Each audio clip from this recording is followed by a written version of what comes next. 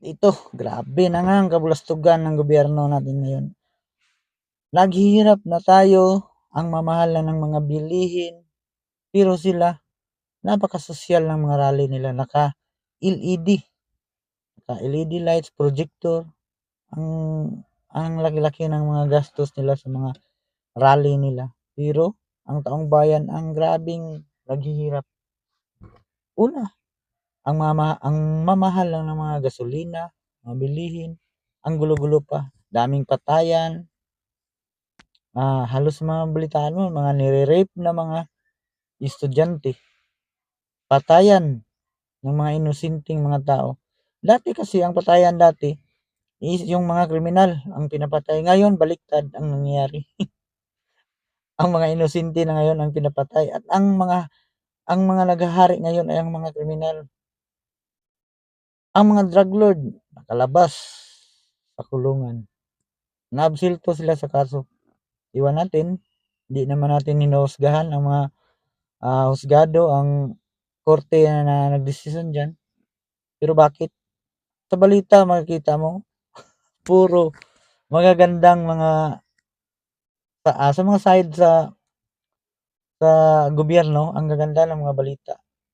Parang tinatakpan ng mga media yung mga totoong pangyayari. Totoo ba ang sabi nila na nakokontrol na ang media? At ngayon na nga, balak na nilang kontrolin yung mga vloggers, mga social media influencer. Balak na nilang kontrolin dahil sa hearing ng fake news na sa Kamara at tinatawag nila itong TRICOM. Grabe na.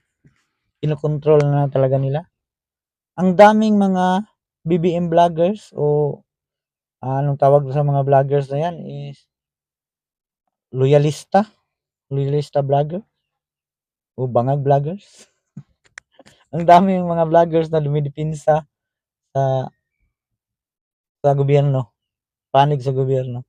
Wala naman silang ibang argumento kundi ang topic lang talaga nila is puro Duterte, Duterte, Duterte, wala nang iba. Kahit anong issue, gaya ng BICAM, pumutok yung issue ng BICAM, pero ang mga bangag vloggers, andun pa rin sila sa Duterte, sa 125M, impeach Sara, ganun lang, babalik-balik lang yung mga content nila dyan. Umiikot na talaga ang mundo nila dyan. Pero tayo, alam naman natin ang mga totoong balita. So, binabalita natin talaga ang mga totoong nangyayari. Pero sila, parang siguro bayad na sila. Isa na sila sa nakokontrol ngayon sa mga politiko at gobyerno. Yun na nga, nakokontrol na sila. So, ang pag-asa lang natin is yung mga DDS vlogger dahil hindi naman sa pagbubuhat ng bangko, pero ang mga DDS vlogger talaga ay nagbabalita talaga sila ng fact. Pero binabalita sa mainstream o sa gaya ng TRICOM, yung pinapalabas nila is mga DDS vloggers ay nagbabalita ng fake news. So, anong pruweba nila na fake news? Wala naman silang maipakita. Puro lang, gaya ng mga bangag vloggers, puro lang salita sila na fake news daw yung mga DDS vlogger. Wala naman silang pruweba. Malaki talaga ang diferensya ng DDS vlogger at ng PBBM vloggers or mga anong tawag diyan, mga bangag vloggers. Iba talaga. Kayo mismo ang humusga. Makikita nyo naman sa mga sinasabi nila tungkol sa mga Duterte. 'Di ba? Makita nyo ang mga sinasabi nila na umiikot lang kay Sara Duterte at mga Duterte puro ejiki, 125M, Piatos, pabalik-balik na lang sila sa Piatos. Ano pa? Gaya ng mga bank accounts. Ngayon, ang bago na naman nila, yung bank accounts ko, no? Ipapalabas. Yun ang mga argumento nila, babalik-balik lang.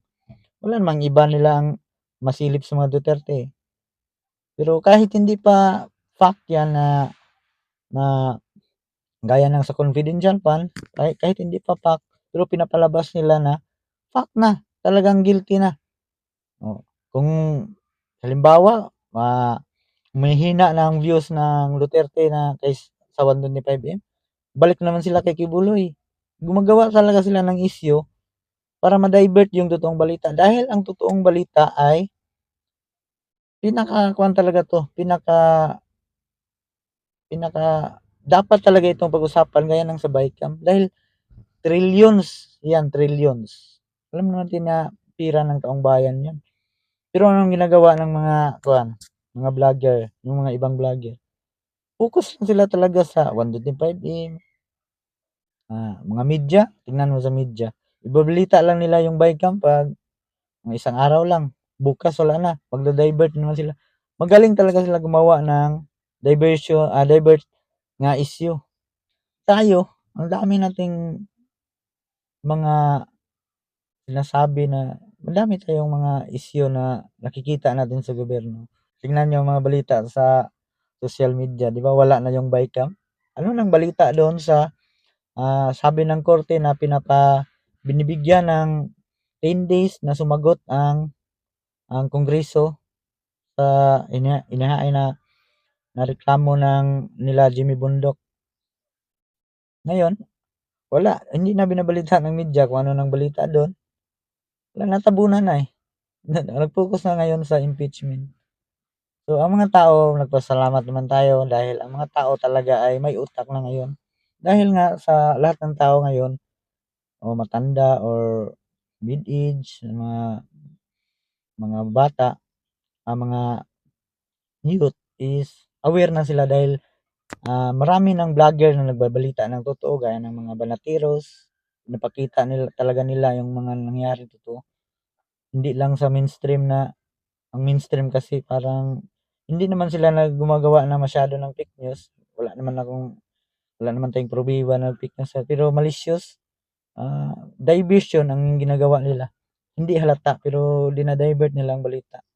Halata na 'pag negative sa gobyerno, eh, siyempre wag na nilang ibalita dahil kontrolado na ng gobyerno ang mainstream, eh.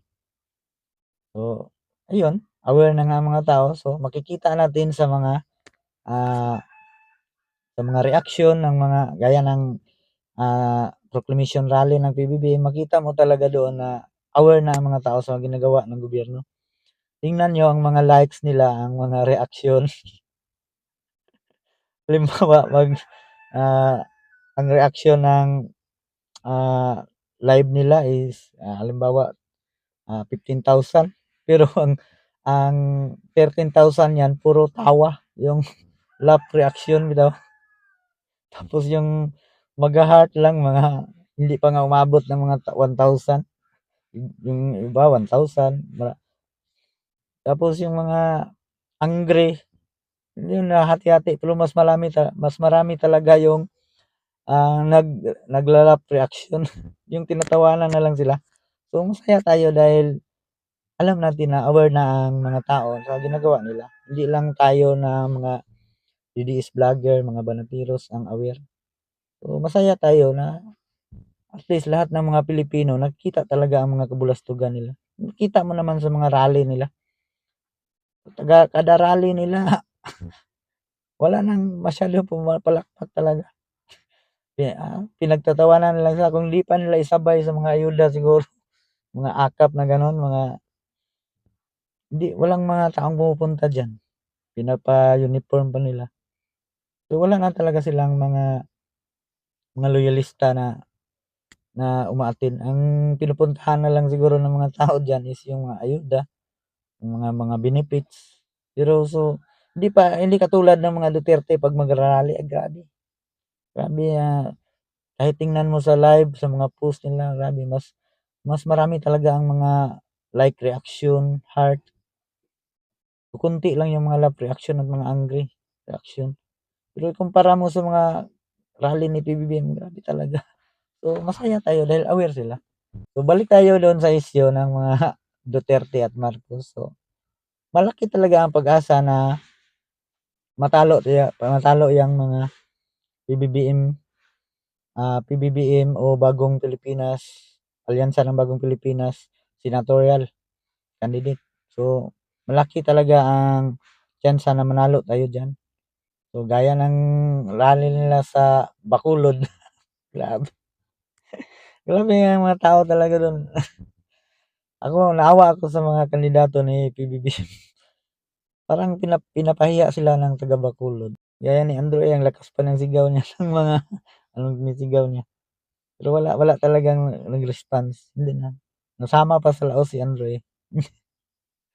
So ayun, nagpapasalamat tayo dahil aware na ang mga tao at may pag-asa pa itong bansang Pilipinas dahil nakakakaba na talaga ang ginagawa nila dahil billions, trillions na yung harapang kinukuha kukuha ng mga pulitiko sa kaban ng bayan.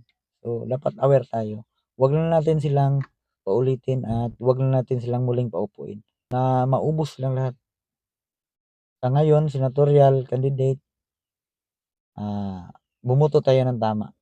Wag na natin silang hayaang maghari pa dito. Mga kongresista na mga budol na yan, wag na, ibagsak silang lahat. Alam niyo naman ang ginagawa nila, grabe na. So masaya tayo dahil aware na pala ang mga bawat Pilipino.